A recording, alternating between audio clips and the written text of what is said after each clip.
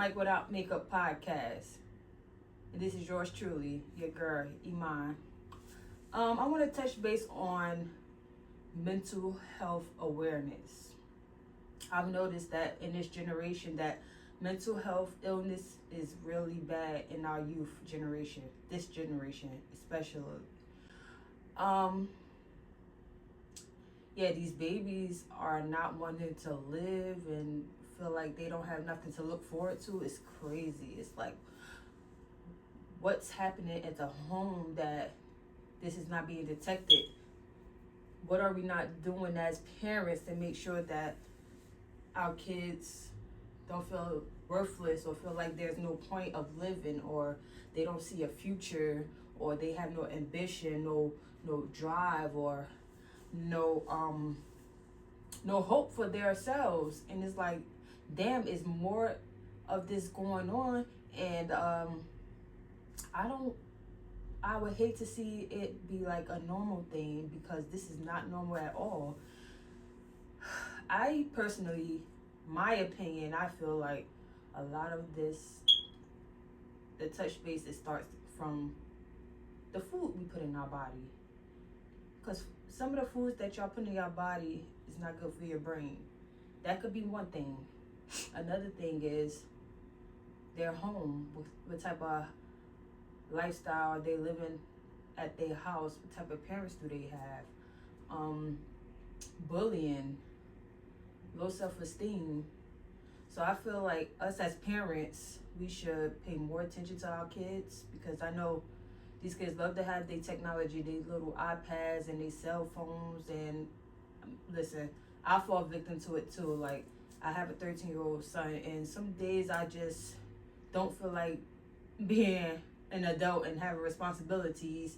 And I would just be like, oh, hey, he in his room, he's good, he's on his phone, he's playing his games, he's with his friends. But then I realized more and more, you need to open that room door. You need to interact more with your kids. You need to talk to them a little bit more. Get to know them. Don't just leave them with that internet, because that internet, baby. The internet, I'm going to tell you right now, the internet is undefeated. I'm going to tell you right now. So you got to be mindful, and you got to monitor what your kids are watching on a daily basis and who they're talking to on the phone. You have to monitor these things. I don't care how old your child is. It's better safe than sorry. It's for their protection, because there's a lot of motherfucking weirdos out there. And listen, I don't put nothing past nobody. Weirdos come in all different shapes and sizes, male or female. Listen, there's weirdos out there. So you want to protect your babies, man, because we want to sit here and we're going to come together to try to figure out how can we stop this from happening so much. I mean, it's happened all our lives, but it's just happening more on a daily basis now more than ever. And it's very heartbreaking. I hate opening my social media apps and I'm seeing like, oh, this 12-year-old, this 11-year-old girl just killed herself. Like, what? Like, you're a baby. Why do you even feel that you don't have no purpose to live your precious life when you haven't even begun to live it yet? Like, what went wrong that your parents missed, or your grandparents missed, whoever's raising you? What did we miss? And I'm not sitting here, I'm not going to fault the parents. I'm not faulting y'all. I'm just want to bring more light to the situation. And there's been is in this, I could say, I'm seeing more light being brought to this situation, which I am happy about, and I want to bring more light to this situation. But I'm not going to sit here and I'm not faulting parents. I'm just voicing my opinion, because I do get it as a mom, as a parent. We are overwhelmed with this adult life. Like, this shit didn't come with instructions at all. It don't come with instructions. And we try our best to do what we know best.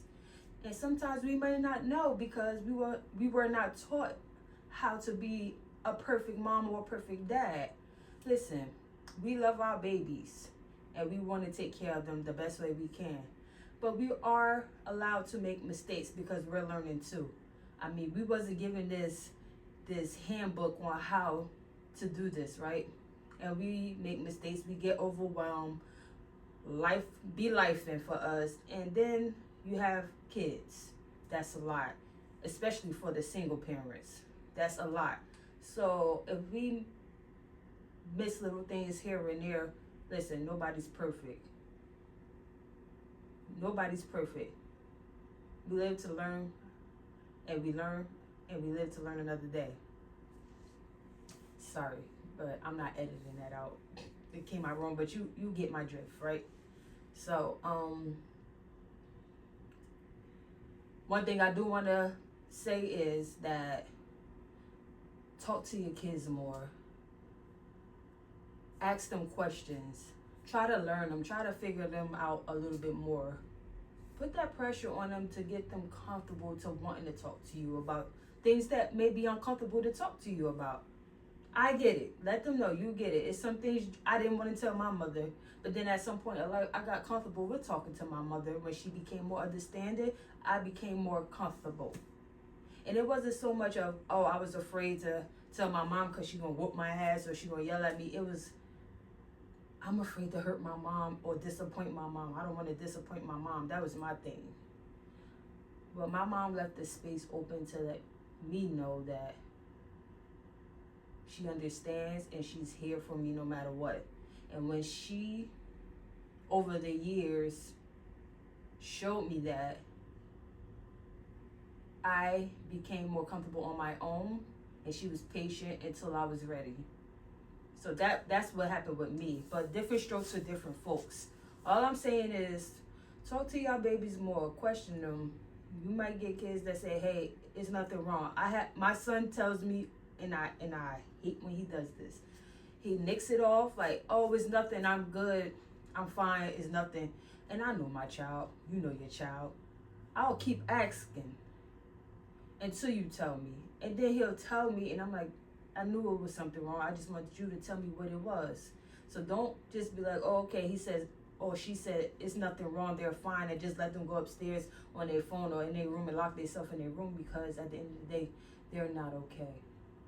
Talk to those babies. Guide those babies. Make those babies feel loved, because that world outside, these kids these days, they are evil as fuck. Listen. These kids, and I said it, these kids are ruthless. These kids are evil, and it's not their fault. It starts at the home. These kids don't give no fucks about none of that shit, and it's heartbreaking because we have to teach our babies better. We got to get that lazy bone up out of us, because our children are our future. Listen, I'm still learning. I have 3 kids, and I'm still learning day by day, but I do know that I do try my best, and I do know that my goal is to make my kids comfortable with talking to me about the most uncomfortable thing, because I would hate for them to feel like there's nobody they could turn to, or nobody doesn't care about them, nobody doesn't value their worth. I would hate for them to feel like that, when that's all I want them to know that I do. I do. These kids need prayer, need more guidance, they need structure, and they need reassurance. Parents, give yourself grace, because listen, nobody's perfect, and sometimes we lose ourselves when we become parents, and it's hard to get ourselves back, so that's understandable. How can we handle this situation and handle our own situation at the same time? Listen, baby, it's not easy, but it's going to take a lot of hard work, a lot of prayer, and some patience.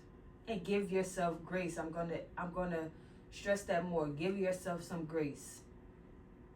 Don't be mad because you yelled at that baby because you woke up and you were having a bad day, and now you feel like you're a bad mom. You're not a bad mom. You are human. You have feelings. You made mistakes. Your child understands. Don't sit there and make yourself feel like you're a failure when it comes to this parenting thing. You're not perfect. We all been there. We all been mad. We all lashed out and felt bad and felt like, oh man, I'm a horrible mom. No. that's a good way to express to your child that it's okay to be sad, it's okay to be happy, it's okay to express yourself, especially young boys. Young boys are taught, oh, you better not cry or you're weak. A man doesn't cry. No, it's okay to recognize that you have feelings. It's okay to express yourself in a vulnerable way. That does not make you weak. That actually takes a lot of courage, and that makes you strong. So, parents, it's not easy, and it does take a village to raise a child, but we got to start somewhere. Let's start with just questioning our kids more, talking with our kids more. If you could talk to your girlfriends on the phone and text that nigga on the phone all day, every day, you could talk to that baby and go in his room or her room and have a conversation with them and figure out what's going on in their life. Okay? Now, no shade, but I'm keeping it real. Because half of y'all motherfucking mothers be worried about that nigga that ain't worried about you or his child sitting there looking on that girl Facebook, sitting there creeping, making this fake page, putting all this energy into motherfuckers that don't benefit your lifestyle, your kids, don't pay your bills, but all that energy you could put into that person you brought into this world. Your kid, your child, your kids, your children, if you have more than one. Listen, all that other shit is here today and going tomorrow, but them babies is forever.